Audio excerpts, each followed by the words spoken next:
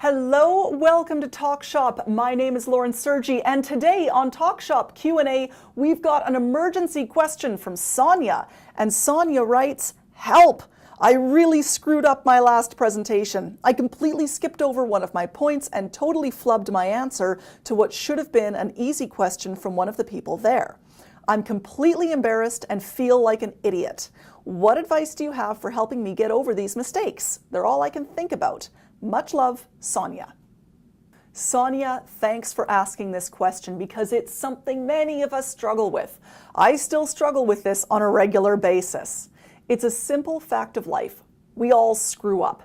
No presentation is 100% perfect, and part of becoming a confident speaker is learning how to deal with mistakes and not let them slow you down. Here's something critical to understand. Our mistakes are usually way bigger in our own minds than they are in the minds of our audience. Now, Sonia, I know it might seem to you like skipping over that point or screwing up that answer was a huge deal, but for the most part, the audience doesn't notice mistakes like that unless you point them out for them. One of the most valuable lessons I learned when I was in dance was that when I was dancing solo, the audience didn't know the choreography. If I messed up a step, they'd never know. As long as I carried on as though nothing went wrong, the performance would look seamless. The same goes for a lot of those slips and trips we make in our presentations. The audience doesn't have a script in front of them. They don't know exactly what you planned on speaking about and probably won't notice that you missed one of your points. This also goes with messing up an answer. The audience knows that you're coming up with the answer on the spot, and most probably won't remember an awkward moment or poor phrasing unless you draw their attention to it. I know it can be hard to stop those mistakes from getting blown out of proportion in your head. So here's a strategy that I personally use to help me get back to a more reasonable mindset after a less than stellar performance. I take a piece of paper and divide it into two columns. One column I title Stuff I Did Wrong, and I list everything I think I might have done wrong, from being underprepared to telling a lousy joke to flinging my remote presenter across the room. And yes, I have done that before. Then I call the other column Evidence to the Contrary.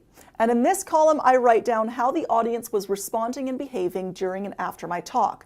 I write things like laughed at my joke or asked lots of questions, came to talk to me afterwards, or asked for my business card. Then I ask myself, would the audience have acted this way if I screwed up as badly as I think I did?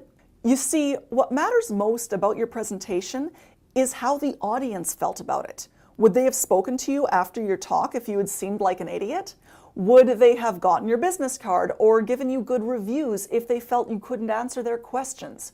Would they have sat through your whole presentation if they thought it was boring or useless? Probably not. By focusing on your audience's behavior towards you, you can get a more objective view of how your presentation really went. This isn't to say that you didn't make some mistakes. We all do. But this will help you put those mistakes into better perspective instead of letting your inner critic use them like a baseball bat to beat you up with. Mistakes during presentations are often much more minor than they feel, and audiences usually don't notice them as much as we think they do. This exercise will help shrink your perception of those slip-ups down to size so you can get back on your game and start working on your next presentation. I hope this helps you rest a little more easily tonight, Sonia. And now, it's your turn. What's the biggest mistake you've ever made in a presentation? Be brave and share it in the comments down below. While you're at it, click the like button and subscribe to this channel. And for even more confidence-boosting advice, head over to laurensergi.com and subscribe to my newsletter. You'll get resources and info to help you make your next presentation your best. Thanks for watching, and I look forward to seeing you right here on the next Talk Shop Q&A.